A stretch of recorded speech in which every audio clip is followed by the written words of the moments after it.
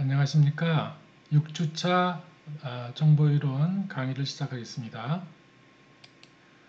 지난주까지 우리가 소스 코딩 중에 허프만 코딩을 배웠습니다. 전반적인 그 블락 다이어그램에서 소스에서 싱크, 즉 송신에서 수신까지 블락 다이어그램 중에 소스 코딩과 채널 코딩, 그리고 채널을 통과하는 과정과 그 다음에 채널 디코딩과 소스 디코딩, 그렇게 해서 수신자까지 이렇게 전달이 되는 과정이 있었고요. 그 중에서 우리가 지난 시간까지 살펴본 것이 하나의 이그젬플로서 채널 코딩에서 해밍 코드를 배웠었고, 또 소스 코딩에서 허프만 코딩을 배웠습니다. 그리고 그 중간중간에 간단한 이론들을 이렇게 같이 배웠습니다. 오늘은 소스 코딩 기법 중에 또 다른 의미의 어떤 압축 기법을 소개를 하겠습니다. 여기서 또 다른 이라는 것은 허프만 코딩과 같은 베리블런스 코드의 기법이 있고, 또 그와는 별개로 예측 기법을 이용하는 소스 코딩 기법, 즉 그러니까 독립적으로 다르게 작동을 하고 두 개가 병합해서 같이 사용할 수도 있는 그런 소스 코딩 기법입니다. 일반적으로 시간적으로 우리가 어떤 메시지에 상관성이 존재한다라고 이야기할 수 있습니다. 즉, 바로 이전에 어떤 사건들을 가지고 그 다음 사건을 예측하는 그러한 부분이 분명히 존재를 한다라고 볼 수 있습니다. 지난 시간까지 배웠던 허프만 코딩이 고정된 시간에서 어떤 소스의 분포에 따라서 그 소스의 확률 분포의 기준에서 길이를 달리함으로 해서 소스의 그 소스 심벌의 길이를 달리함으로 해서 우리가 압축 효율을 높였다라고 한다라고 하면은, 지금은 시간적으로 어떻게 하면은 조금 더 그 시간적인 어떤 그 예측 성능을 이용을 해서 압축을 할 수 있을까 하는 문제를 다루는 것입니다. 이러한 그 기법으로서 우리가 예측 부호화, 즉 프리딕티브 코딩이라는 기법이 있습니다. 이것은 우리가 다음 심볼을 좀 더 예측을 잘하면 잘할수록 우리가 최종적으로 보내는 메시지의 양은 줄일 수가 있다라는 그런 얘기가 되겠습니다. 가령 우리가 영문자 어떤 Q를 보내게 되면은 그 다음에 예를 들어서 나오는 글자가 U가 될 확률이 얼마나 되는가를 한번 따져봅시다. 조건부 확률입니다.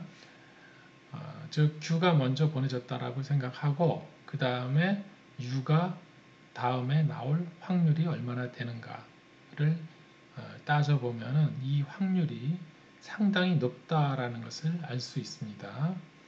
즉 우리가 일예로 들어서 Q로 시작하는 어떠한 단어를 다 생각을 해봐더라도 Q 다음에는 거의 U가 따라 나오는 것을 알 수 있죠. question, 뭐 quality, quantity, 뭐 여러 가지 퀴즈라든지 모든 그 거의 대부분 거의 90% 이상 Q 다음에는 U가 따라 나온다는 것을 알 수 있습니다. 그래서 조건부 확률 Q가 나왔다라는 전제하에 그 다음 U가 나올 확률이 얼마나 되느냐를 있는가를 따져봤을 때는 이것이 거의 1에 가까운 그런 숫자를 보인다는 것을 알 수 있습니다. 이렇게 어떤 시간적으로 이전에 보내줬던 어떠한 메시지를 가지고 그 다음을 연관성을 가지고 다음을 예측할 수 있는 그러한 프로세스, 이러한 것을 우리가 마코프 프로세스다라는 이야기를 합니다. 우리가 제이스 오더 마코프 프로세스다라고 한다고 하면은 바로 이전의 심볼뿐만 아니고 바로 이전 J개의 심볼, 이 J개의 심볼의 어떤 연관성을 가진 그 다음 심볼, 이의 확률, 조건부 확률입니다. 그래서 이전의 J개의 심볼을 보고 현재 심볼이 무엇이 될까를 우리가 예측을 해보는 그런 조건부 확률로서 이렇게 따져본 이 확률을 구해보면은 그것이 그 확률이 어떤 상당히 높다라고 하면은 연관성이 큰 거죠. 그래서 그런 어떤 프로세스가 있다라고 한다면 우리가 그것이 바로 제이스 오더 마코프 프로세스다라는 이야기를 합니다. 이제 가령 예를 들어서 J가 이렇게 길게 이렇게 되어 있는데 우리가 이거 하나를 줄여 봅니다. 이렇게 맨 마지막 거 J 번째 거를 줄였더니 별 차이가 없더라. 그러면은 줄여도 상관이 없죠. 계속 그런 식으로 줄여 나갈 수가 있습니다. 그래서 상관성이 있는 정도까지의 이런 개수 이전에 몇 개의 심볼과 현재 심볼이 관련이 있는가를 우리가 생각해 볼 수가 있는데, 그래서 관련이 있는 만큼만 우리가 따질 필요가 있겠죠. 관련이 없으면은 관련성이 없으면은 조건부 확률을 따질 필요가 없습니다. 그래서 관련이 있는 만큼에 해당하는 그 정도가 바로 그 프로세스가 가지는 메모리다, 이렇게 생각해 볼 수가 있어요. 그래서 그 메모리가 그 정도 유효하다 이렇게 생각해 볼 수 있고, 우리가 그 이전 그만큼, 즉 해당하는 만큼의 오더를 갖는 마코프 프로세스다라고 이야기할 수 있습니다. 가령 어떤 시스템에 메모리가 하나가 있고 심볼이 Q개가 있다라고 하면은 그 시스템의 이 상태, 스테이트라고 그러죠. 우리가 상태가 Q개의 상태가 있다, 이렇게 얘기할 수 있습니다. 가령 메모리가 그 시스템 안에 2개가 있다라고 하면은 있을 수 있는 시스템의 상태는 Q의 제곱계가 되죠. 그래서 Q의 제곱 스테이트가 되겠습니다. 즉 메모리가 늘어나면 늘어날수록 그 가지수는 엄청나게, 즉 스테이트의 개수는 엄청나게 늘어난다는 것을 알 수 있습니다. 하나의 예를 들어보겠습니다. 리니어 트렌드 프리딕터라는 것을 한번 생각을 해보죠. 이 식이 이렇게 주어져 있는데, 가령 내가 여러분들한테 한번 문제를 내보겠는데 1, 다음에 3, 다음에 5, 다음에 뭐가 나올까요? 라고 이렇게 한번 퀴즈를 한번 내보죠. 그러면 여러분들이 여기다가 뭘 집어넣을 가능성이 높죠? 1, 3, 5, 그 다음에 이렇게 물음표를 넣어보면은 여러분들이 여기다가 아마 뭔가를 집어넣고 싶은 그런 생각이 들죠. 이 홀수가 계속 나오는 거니까 7이 되지 않을까라고 예측을 해볼 수 있다는 거죠. 우리가 이제 예측기가 작동을 하는 것입니다. 요 리니어 트렌드 프리딕터라는 것이 바로 이러한 것인데, 가령 다음 상태는 이전 두 개의 상태로부터 우리가 이런 식으로 프리딕트를 하는 가장 간단한 형태의 리니어 트렌드 프리딕터로서 바로 이전 거의 2배, 즉 5의 2배죠. 이거를 하는 이전 거의 2배는 10이죠. 10에서 바로 이전 걸 또 뺍니다. 그러면 7이 나오죠. 여기에 이제 리니어 트렌드 프리딕터로 우리가 예측기를 하나 가장 간단한 형태의 예측기를 도입을 한 것입니다. 거의 대부분 1, 3, 5, 7, 9 뭐 이런 식으로 계속 이제 진행이 될 텐데 그런 것을 우리가 이 메모리 두 개를 가지고 메모리 두 개 이전 거 두 개를 기억을 해가지고 그래서 이제 현재 상황을 예측을 해보는 그러한 것이 되겠습니다. 또 다른 예로서 우리가 원 메모리 소스로서 한번 이런 트랜지션 그래프라는 이런 것을 도입을 해가지고 이렇게 한번 일기예보 시스템을 한번 생각을 해보죠. 우리가 가령 세 개의 상태만 있다라고 가정을 합시다. 첫째, 아주 맑은 날씨, weather, fair weather. 그 다음에 비가 오는 날씨, 그 다음에 눈이 오는 날씨 세 가지밖에 없다라고 일단은 가정을 합시다. 그래서 각 상태가 이제 이렇게 맑은 날, 비가 오는 날, 눈이 오는 날 이 세 가지 상태로 일단 주어지고 이 세 가지 상태의 그 다음이 오늘 날씨로부터 내일 날씨가 어떻게 될 것인가를 예측해보는 그런 어떤 트랜지션 그래프라고 볼 수 있습니다. 그래서 가령 오늘 날씨가 맑았는데 내일 날씨도 맑을 확률이 3분의 1이다. 그러면은 이렇게 해서 자기 자신으로 돌아오는 그런 트랜지션 그래프를 우리가 그려볼 수가 있습니다.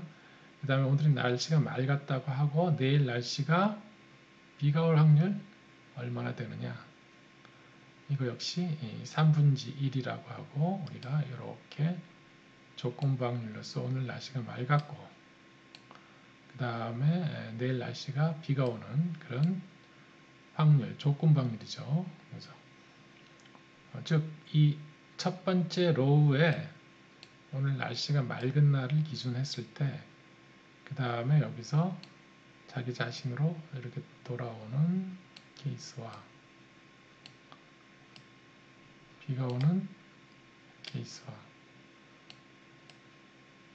그 다음날 날씨가 비가 오는 그 다음날 날씨가 눈이 오는 이렇게 세 가지 상태로 진행하는 그러한 것밖에 없죠. 더 이상 없죠.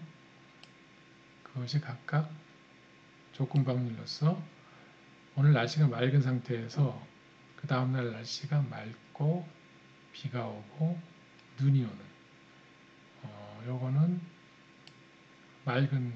그 다음날 날씨가 맑은 경우 첫 번째 로우에 해당하는 요거는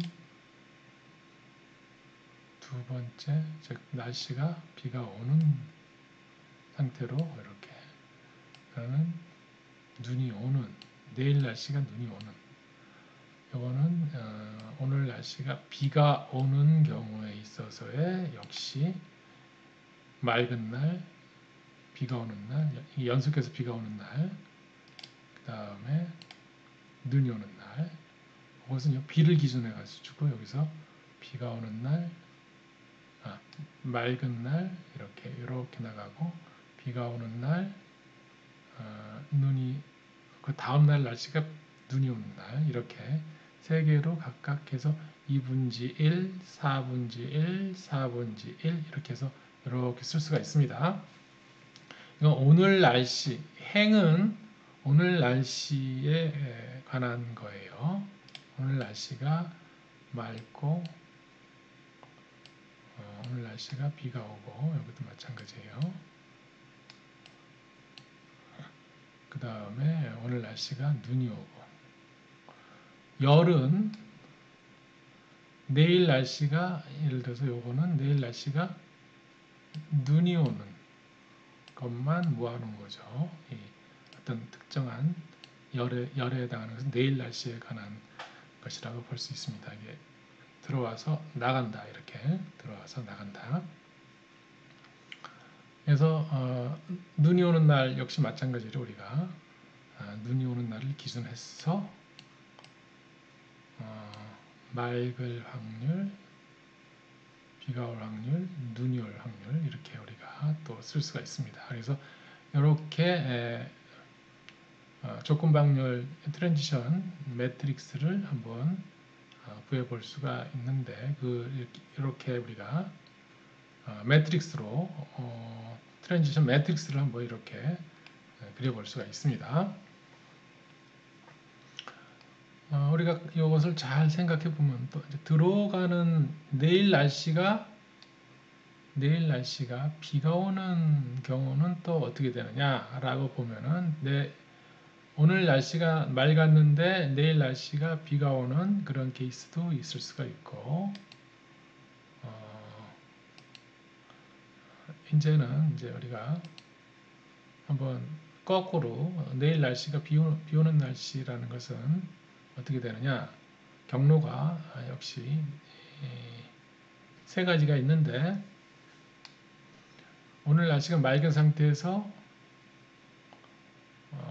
이렇게 이걸 타고 들어오는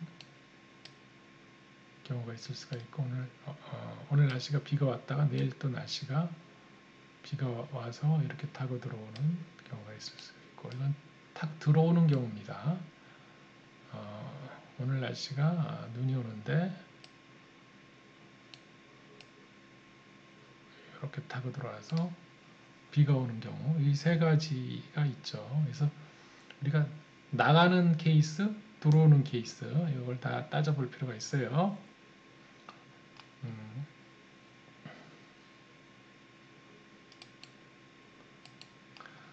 만약에 오늘의 날씨의 확률 분포가 PA, PB, PC라고 할 때 오늘의 날씨의 확률 분포를 다 더하게 되면은 1이죠.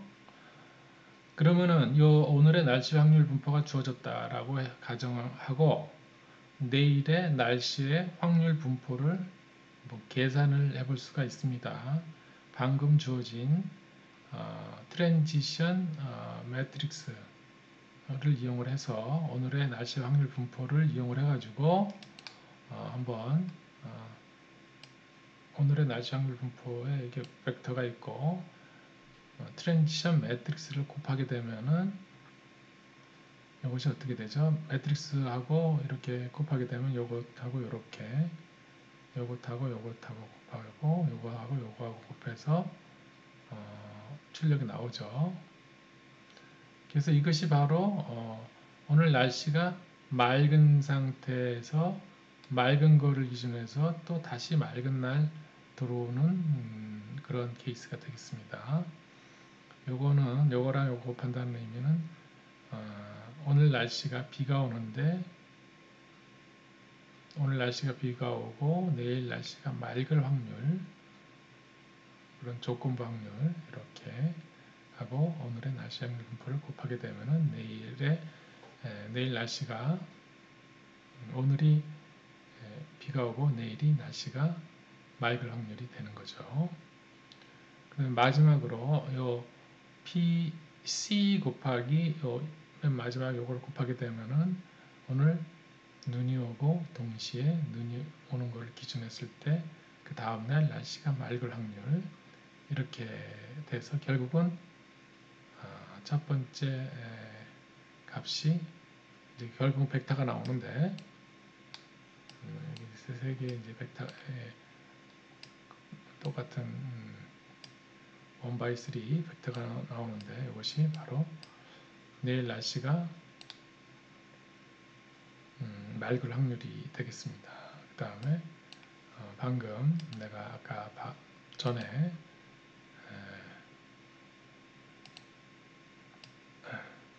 전 그림에서 구한 PB를 한번 예를 들어보죠. 내일 날씨가 비가 올 확률이라는 것은 내일 날씨가 비가 올 확률, 지금 이거는 내일 날씨의 확률이 다시라고 합시다. 그러면은 내일 날씨에 올 확률은 어떻게 구하냐 해볼까? 해볼까?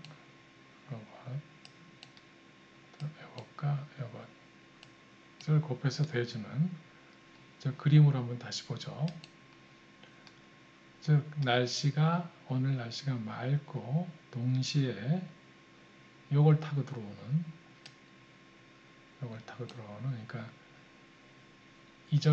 오늘 날씨의 확률이 PA이고 동시에 오늘 날씨가 맑았을 때를 기준해서 이쪽으로 가는, 다른 쪽으로 안 가고 즉 비가 오는 쪽으로 가는 이 조건부 확률을 곱하게 되면은 오늘이 맑고 내일은 흐릴 날, 그럴 확률이죠.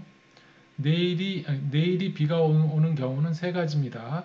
오늘 날씨가 맑고 이 경로를 타고 들어와서 비가 오는 경우, 그리고가 아니고 또는이죠. 또는 오늘 날씨가 비가 오고 연속해서 비가 올 이럴 확률, 다른 데로 안 가고, 그 다음에 오늘 날씨가 눈이 오고 동시에 다른 데로 안 가고 요걸 타고 들어오는, 즉 오늘 날씨가 눈이 오는 거를 기준으로 해서 조건으로 해서 그 다음날 날씨가 비가 오는 요 경로, 이 세 가지 경로 위에는 없죠. 비로 들어오는 경우를 모두 따져보는 것입니다. 그래서 방금 이야기한 이 그림에서 우리가 생각해보면 내일 날씨가 비가 올 확률이라는 것은 오늘 날씨가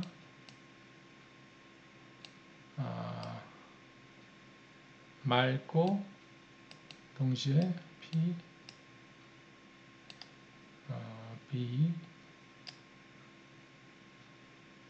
B4A 이렇게 더하기 오늘 날씨가 비가 오고 그 다음에 트랜지션 probability로서 B4B가 되겠죠. 더하기 오늘 날씨가 눈이 오고 PC가 되겠죠. C 곱하기 B4C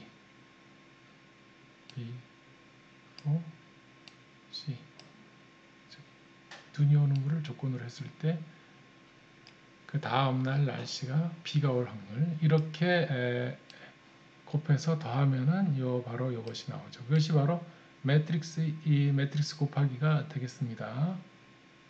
이거랑 이거 곱하고 더하기 이거랑 이걸 곱해서 더해준 다음에 이거랑 이거를 곱해서 더해주게 되면은 그것이 바로 이 두 번째 항, 내일 날씨가 비가 올 확률 B-를 우리가 계산하는 과정이 되겠고, 또 내일 날씨가 눈이 올 확률도 마찬가지로 이렇게 곱하면 되겠습니다. 곱해서 더하게 되면은 내일 날씨가 눈이 올 확률을 우리가 계산해 볼 수가 있습니다. 그래서 오늘 날씨의 확률 분포를 알고 그 다음에 이 트랜지션 매트릭스를 곱하게 되면 내일 날씨의 확률 분포를 계산할 수 있겠습니다. 그렇게 해서 나온 요 값이 있다라고 하면 그것을 가지고 또 요 트랜지션 매트릭스를 또 곱하게 되면은 이틀 후에 날씨의 확률 분포를 우리가 계산해 볼 수가 있겠죠. 그런 식으로 예를 들어서 상당히 많은 100일 후에 날씨 확률 분포가 어떻게 될 것인가. 그러면 이것에 100번이 트랜지션 매트릭스 100번을 곱하게 되면 그 결과 값이 나오죠. 이렇게 해서 이론상으로는 우리가 그 오늘의 날씨 확률 분포를 이용을 하고 그 다음날 트랜지션, 다음날 확률 분포를 구하는 이 트랜지션 매트릭스를 곱해서 그것을 우리가 추정해 볼 수 있는 그 해당하는 날의 확률 분포를 추정해 볼 수 있는 그런 식이 되겠습니다. 이런 상황에서 우리가 잠깐 뭐 살펴보면은 이것을 끊임없이 반복을 하게 되면은 어떠한 평형 상태에 도달하는 것을 우리가 그런 것을 알 수 있습니다. 그래서 더 이상 변하지 않는 그런 평형 상태가 되는 그런 이것을 상당히 많이 반복을 하게 되면 예를 들어서 만일 후에 뭐 100일 후, 1000일 후, 그다음 만일 후에 확률 분포가 주어지고 그 다음날 날씨의 확률 분포를 계산하게 되면 더 이상 변하지 않는 어떤 평형 상태에 도달한다고 볼 수 있습니다. 그러한 평형 상태를 우리가 한번 계산해 볼 수 있습니다. 이것을 미지수 오늘의 확률 분포가 PA, PB, PC가 있다라고 보고 그 다음에 이 트랜지션 매트릭스를 곱했는데 변하지 않고 자기 자신이 나오는 그러한 상태, 즉 평형 상태가 되겠습니다. 평형 상태에 해당하는 그런 날씨 확률 분포를 한번 우리가 계산을 해 보게 되면은 결국은 미지수가 3개고 식이 3개인 그러한 식이 되겠습니다. 근데 사실은 여기서 PA 플러스 PB 플러스 PC는 1이기 때문에 사실은 하나가 더 줍니다.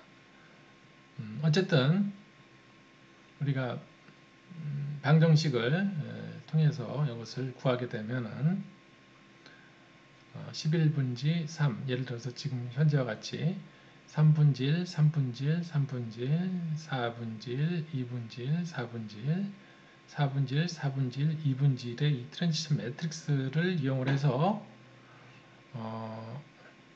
평형 상태에서의 확률 분포를 구하게 되면은 이렇게 나오는데 이렇게 나온 요 값이 바로 평균적인 확률 분포가 되겠습니다. 즉 트랜지션 매트릭스가 이렇게 있다라고 하면 그거로부터 우리가 뭘 알아낼 수 있느냐? 결국 평형 상태에서의 날씨의 확률 분포, 즉 날씨가 맑을 확률이 11분지 3이고 비가 올 확률이 11분지 4고 눈이 올 확률이 11분지 4다라는 사실을 우리가 유추해서 알아낼 수가 있습니다. 요거를 한번 다시 생각을 해봅시다. 어떤 기상대에서 어떤 일하는 사람이 이런 조건부 확률 매트릭스를 구해볼 수가 있겠죠. 즉 날씨가 맑은 날 1년 내내 관찰을 합니다.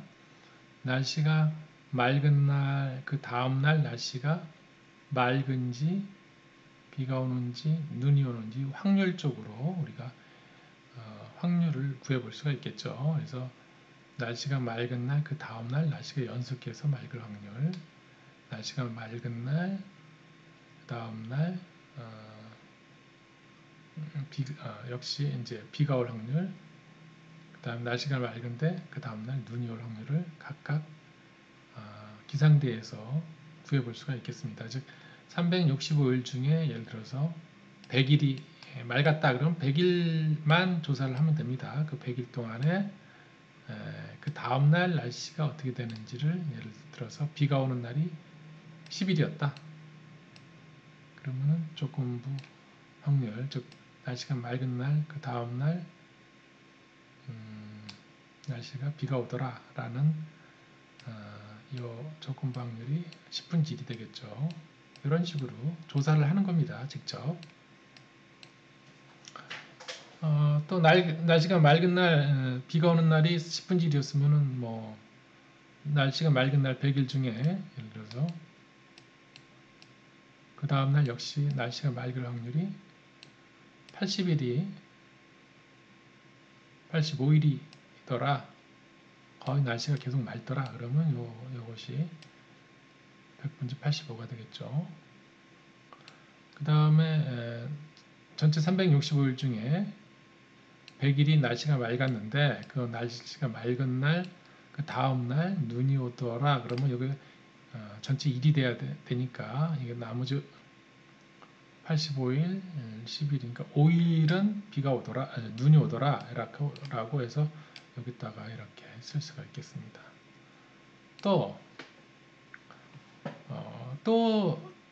그 비가 오는 날만 기준했을 때 비가 오는 날이 예를 들어서 365일 중에 예를 들어서 역시 90일이었다. 예? 그러면은 90일 중에 또 역시 뭐 비가 맑은 날이 뭐 70일 뭐 그다음에 뭐 비가 오는 날이 뭐 10일 15일 그다음에 또 눈이 오는 날이 5일 뭐 이렇게 해서 조건부 확률을 우리가 그래서 여기다가 이렇게 쓸 수가 있겠고 또 나머지 이제 그렇게 되면은 90일이 아니고 100일 90일이니까 190일이니 365일이니까 75일 눈이 오는 날 중에 또 역시 쓸 수가 있겠죠. 그 다음날 날씨가 맑을 확률이 50일이더라. 뭐 그다음에 뭐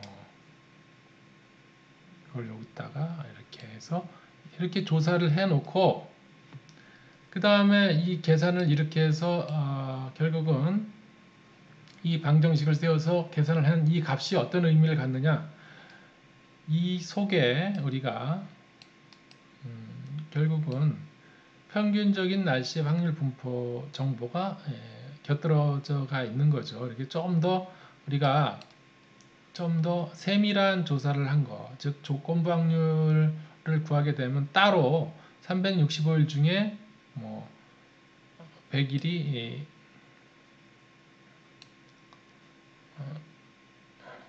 평균적인 이 정보는 이 안에 숨어져 있다라고 보면 됩니다. 365 중에 100, 그 다음에 365 중에 90, 그 다음에 365 중에 75. 이거는 요 매트릭스로부터 계산해낼 수 있다라는 의미가 되겠습니다. 즉 기상대에서 어떤 사람이 조건부 확률 테이블만 구하게 되면은 전체 요 매트릭스를 가지고 전체 365일 중에 평균적으로 맑을 확률, 비가 올 확률, 눈이 올 확률이 어떻게 되는지를 요걸 가지고 방정식을 세워서 또 다시 계산해낼 수 있습니다. 따로 조사할 필요가 없습니다. 이거 조금 더 자세하게 조사를 한 거죠. 조건부 확률을 구한다는 것은 이 안에 평균적인 조건부 확률 아닌 그런 평균적인 의미의 정보가 곁들여져가 내포되어 있습니다. 이미 좀 더 자세한 정보다라고 볼 수 있습니다. 조건부 확률이라는 것이. 우리가 여기 보통 이 프로세스라는 것이 있는데 프로세스라는 것은 시간적으로 이렇게 진행이 되는 값들을 얘기를 합니다. 어떤 불특정한 어떤 값이 랜덤하게 이렇게 튀어나오죠. 그 다음 어떤 시간에 역시 랜덤하게 어떤 값이 나오고 이런 식으로 연속으로 시간적으로 나오는 값들을 프로세스라고 하는데 이 값들이 전혀 상관이 없는 것이 아니고 이전 J의 값들하고 현재 값하고 어느 정도의 상관성이 있다라 그러면 JSO도 마코프 프로세스다 이런 얘기를 하죠. 그래서 마코프 프로세스를 중에서도 엘가딕이라고 이렇게 하면은 엘가딕 마코프 프로세스다라고 하면은 어떤 의미가 있느냐? 만약에 엘가딕하지 않다라고 하면 어떤 경우가 예를 한번 살펴보게 되면은 어떤 상태 A로부터 B로 진행이 되고 C로 진행이 되고 B로 또 다시 여기서 왔다 갔다 할 수 있겠고 그다가 D로 빠져서 D에서 자체적으로 이렇게 트랜지션이 이런 식으로 더 이상 다른 데로 갈 수 없는 이런 트랜지션 매트릭스 그래프를 갖는다라고 하면은 이거는 롱텀하게 봤을 때 이 스테이트가 D로 가거나 아니면은 A에서 E, E에서 F, EF를 반복하다가 그 다음에 어느 순간 이쪽으로 빠져들어가서 GHI 이렇게 반복을 하게 되면 요 때에 따라서는 이런 상태 D를 계속 반복하는 상태 또는 GHI를 계속 반복하는 이 두 가지 상태가 이렇게 분리돼서 어떨 때는 이런 시간적으로 롱텀하게 봤을 때 이런 상태를 반복하고 어떤 경우는 이런 상태를 반복한다라고 하면은 이런 것은 내가 엘가딕하지 않다라고 이야기해서 넌 엘가딕한 그러한 그래프 모양이 되겠습니다. 그렇지만 엘가딕하다라고 하면은 어떤 롱텀하게 봤을 때 그 최종 상태는 항상 일정한 상태를 유지하는 그러한 상태를 우리가 엘가딕 마코프 프로세스다라고 이야기를 합니다. 여기 마코프 프로세스가 이제 엘가딕하다라고 하면은 결국은 우리가 어떠한 상태에도 도달할 수 있고 시간에 따라서 최종적으로는 초기 상태하고는 독립적으로 안정된 그러한 어떤 분포를 보인다라고 하면은 그것이 바로 엘가딕 마코프 프로세스다라고 이야기할 수 있다라는 것입니다. 가령 소스 코딩 입장에서 이렇게 프리딕티브 코딩 기법인 이러한 엘가딕 마코프 프로세스를 효율적으로 코딩하는 어떠한 방법이 있다라고 치면은 이 방법과 그 다음에 우리가 예전에 배웠던 지난 시간에 배웠던 허프만 코딩을 동시에 조합을 할 수가 있습니다. 예를 들어서 오늘 날씨가 맑다라고 할 때 내일 날씨의 확률 분포가 어떻게 될 것인가? 아까 예를 들었었던 날씨가 맑은 날을 기준했을 때 예를 들어서 365일 중에 100일 중에 100일에서 그 다음날 날씨가 맑을지 비가 올지 눈이 올지 이렇게 한번 세 가지 상태를 한번 다시 생각을 해보죠. 그러면은 우리가 오늘 날씨가 맑다라는 것은 이미 주어진 사실이기 때문에 더 이상 알릴 필요가 없는 거고 오늘 날씨가 맑은 것을 기준했을 때 그 다음 날씨가 맑을지 비가 올지 눈이 올지 요 확률 분포는 우리가 조건 확률 분포가 주어져 있습니다. 그래서 조사에서 나온 요거를 가지고 내일 날씨가 맑을지 비가 올지 눈이 올지에 해당하는 코드를 이렇게 허프만 코드를 적용할 수 있다는 것입니다. 예를 들어서 이렇게 오늘 날씨가 비가 오는 날이었다 라고 하고 비가 오는 날을 기준했을 때 내일 날씨가 맑을 확률이 4분의 1 또 연속해서 비가 올 확률이 2분의 1 그러니까 비가 왔을 때 한 번 왔을 때는 연속적으로 계속 온다는 이야기가 되겠죠. 그래서 2분의 1 이 확률이 상당히 높죠. 그 다음에 비가 온 이후에 눈이 올 확률이 4분의 1이다 라고 하면은 우리가 일단 오늘 비가 온다는 사실은 송신 측이나 수신 측이나 누구나 다 알고 있는 사실입니다. 그래서 이것을 따로 정보를 보낼 필요가 없고 양쪽이 이미 다 알고 있는 사실이기 때문에 요거에서 기준에서 변화되는 부분에 대한 정보만을, 즉 조건부 확률로 허프만 코딩을 하자는 이야기가 되겠습니다. 그래서 이미 주어진 조건은 이미 알고 있으니까, 양쪽이 다 알고 있으니까 결국은 확률이 제일 높은 비가 온 이후에 연속해서 비가 오는 경우에 대해서는 우리가 짧은 코드를 쓸 수가 있다는 것이죠.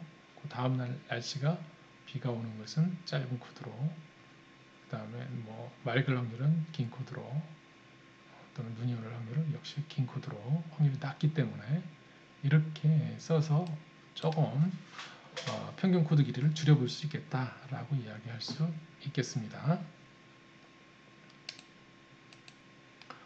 눈이 오는 경우도 마찬가지죠. 오늘 눈이 왔습니다. 그래서 송신 측에서도 이미 알고 있고 수신 측에서도 오늘 날씨 오늘 날씨는 서로 양쪽이 다 알고 있습니다. 그래서 이런 조건이 주어져 있기 때문에 주어진 조건은 양쪽에서 고정을 시켜 놓고 특수한 케이스죠. 오늘 날씨가 맑을 수도 있고 비가 올 수도 있고 눈이 올 수도 있지만 눈이 오는 날을 특정해서 거기에 맞게 특화되게 우리가 허프만 코딩을 적용을 하겠다라는 것입니다. 조금 더 세분화해서 뭉뚱그려서 평균적인 의미로 허프만 코딩을 적용하는 것이 아니고 조건에 맞게 따로 특화해서 세밀하게 조정된 허프만 코딩을 따로 보낼 수가 있다는 것이죠. 이런 마크오프 프로세스를 이용을 하게 되면은 결국은 우리가 주어진 조건을 우리가 조금 더 세분화해서 그것에 근거해서 허프만 코드를 이렇게 눈이 오는 날 연속해서 눈이 올 확률이 상당히 높더라 라고 하면은 그것을 이용을 할 수가 있겠죠. 결국 최종적으로 평형 상태에서 평균 코드 길이를 한번 구해 보겠습니다. 방금 좀 전에 구했던 각각의 평균 코드 길이, 즉 맑은 날 기준했을 때의 평균 코드 길이와 비가 오는 날의 평균 코드 길이, 눈이 오는 날의 평균 코드 길이가 있었고, 그 전에 배웠던 평형 상태에서의 날씨가 평균적으로 날씨가 맑을 확률, 비가 올 확률, 눈이 올 확률을 계산을 했죠.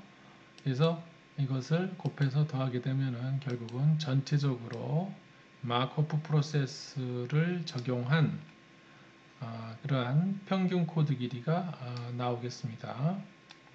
즉 마크오프 프로세스와 에서의 기본 조건에 해당하는 이 각각의 평균적인 의미와 그거로부터 좀 세분화된 조건부 매트릭스로부터 우리가 조건부 확률로부터 구한 세밀한 허프만 코드의 평균 코드 길이 이 세 개를 조합을 하게 되면은 지금 11분지 17이 나오게 되겠고, 여기서 구해보면 1.5454 이렇게 나옵니다.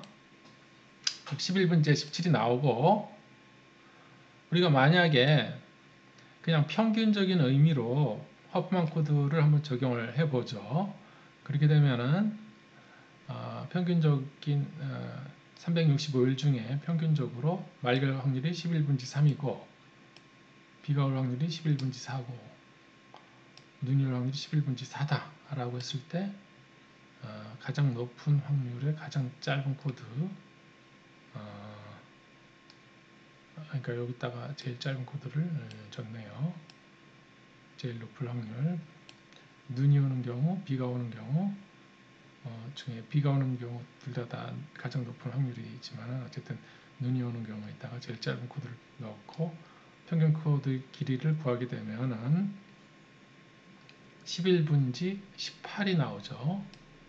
즉 마크오프 프로세스를 적용한 평균 코드 길이가 마코프 프로세스를 적용하지 않은 평균적인 의미에서의 허프만 평균 코드 길이보다 이렇게 작다라는 것을 알 수 있습니다. 그래서 마코프 프로세스를 이용을 하게 되면은 평균 코드 길이를 좀 더 줄일 수 있다라는 사실을 우리가 확인할 수 있습니다.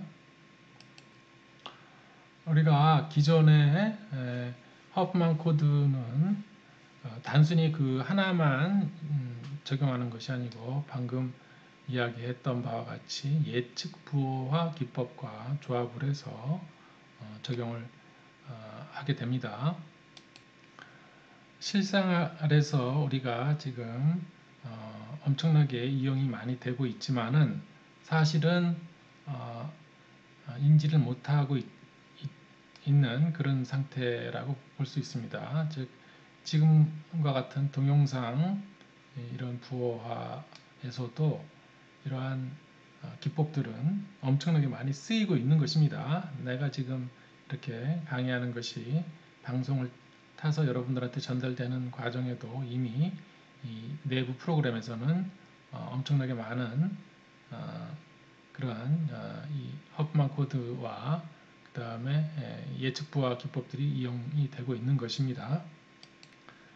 가령 동영상 부호에서 우리가 지금 MPEG 예전에 MPEG 지금 H.264 이렇게 MPEG-4라든지 H.264 이런 지금 코딩 기법들이 다 적용이 되고 있는데 이런 동영상에서 예를 들어서 부호화 기법을 생각을 해보자면은 우리가 이전 영상이 있고 그 다음 영상이 이렇게 있다고 봅시다. 그러면은 이게 동영상이라는 것은 이런 정지 영상이 연속적으로 30장 또는 60장 이런 식으로 보내지는 것이기 때문에 첫 번째 영상을 일단 어떤 형태로든 동영상 코딩해서 보냈다라고 칩시다. 뭐 JPEG을 이용해서 먼저 보냈다라고 치고 두 번째 영상을 보낼 때는 첫 번째 영상에서 상당히 많은 부분이 30분째 1초 만에 그렇게 많이 바뀌지는 않을 텐데 예를 들어서 발이 여기 갔다가 이전에는 여기였다가 지금은 조금 더 이렇게 움직이는 약간의 변화가 있겠죠. 그래서 이러한 변화 정도 이 차이만 보내는 방식을 이용을 합니다. 그래서 여기서 가장 간단하게 우리가 빼기를 해보면 되겠죠. 그래서 빼기를 하게 되면은 별 차이가 조금밖에 없으니까 빼게 되면은 우리가 프리딕티브 코딩한 기법이라고 봅시다. 바로 이전 영상하고 거의 비슷하기 때문에 변화된 부분만 골라내게 되면은 다른 건 다 0이 되고 이렇게 변화된 부분만 나오겠죠. 그래서 이것만 전송을 하면 되겠습니다. 이게 바로 예측 부호화 기법이라고 볼 수 있습니다. 이거를 이렇게 전체 영상에 이렇게 빼기를 하지 않고 사실은 모션을 컴펜세이션 그래서 모션 컴펜세이션에서 블락 단위로 움직임을 빼고 또 움직임이 있으면 그쪽으로 가서 전체적으로 평균적으로 얼마만큼 움직였는가 모션 벡터를 따로 보내 전송하고 빼주게 되면 거의 0에 가까운 그런 값들을 구할 수 있고 0이 되면 보낼 정보가 거의 없게 됩니다. 우리가 0이 많은 경우는 이렇게 run predictive run encoding을 해주게 되는데 되도록이면은 0으로 많이 만들어서 0의 확률이 상당히 높게 만들어 놓으면은 어쨌든 상당히 효율을 높일 수가 있습니다. 그래서 보낼 정보가 0이 많도록 일단 예측을 잘 할 필요가 있다는 것입니다. 그래서 이렇게 0을 거의 다 대부분 0이 되고 이 차이 부분만을 따로 이것만 전송하는 것입니다. 이 전체를 전송하는 것이 아니고 첫 번째 영상은 일단 전해줬다고 치고 그 조건 하에서 두 번째 영상을 전부 다 보낼 필요가 없고 첫 번째 영상에서의 차이 부분만 보내서 보상을 해주게 되면은 두 번째 영상을 얻어낼 수 있죠. 그래서 사실은 이 두 번째 영상을 전체를 보낼 필요가 없이 이 차이 부분만을 보내주고 첫 번째 영상, 이미 보내줬던 영상에다가 추가를 해주는 식으로 정보를 효율적으로 전송할 수 있습니다. 이 추가된 부분에 대한 것은 예를 들어서 허프만 코드를 적용을 하고, 여기서 이걸 구하는 과정은 우리가 프리딕티브 인코딩 기법으로서 어떻게 하면 0을 좀 더 많이 만들 수 있을까를 고심을 할 필요가 있습니다. 그래서 프리딕티브 인코딩으로 예측을 잘해서 0을 많이 만들어내고, 첫 번째, 두 번째, 이렇게 0이 많이 만들어진 것을 어떻게 효율적으로 허프만 코딩 기법 등을 이용해서 또 다시 압축해서 표현할 것인가, 이런 2단계, 두 단계에 걸쳐서 우리가 정보를 효율적으로 표현할 수 있다는 것입니다. 이러한 식으로 우리가 지금 이 동영상 강의하는 것도 상당히 따로따로 압축을 하게 되면 엄청나게 양이 많지만은 이렇게 차이를 위해서 이 차이 부분을 거의 다 제로가 되도록 만들고, 이 제로 부분이 많아진 이 차이 부분을 어떻게 효율적으로 허프만 코드를 이용해서 압축을 할 것인가에 관한 그러한 기법들이 이 프로그램들에 다 들어가 있는 것입니다. 오늘은 여기까지 강의를 마치도록 하겠습니다.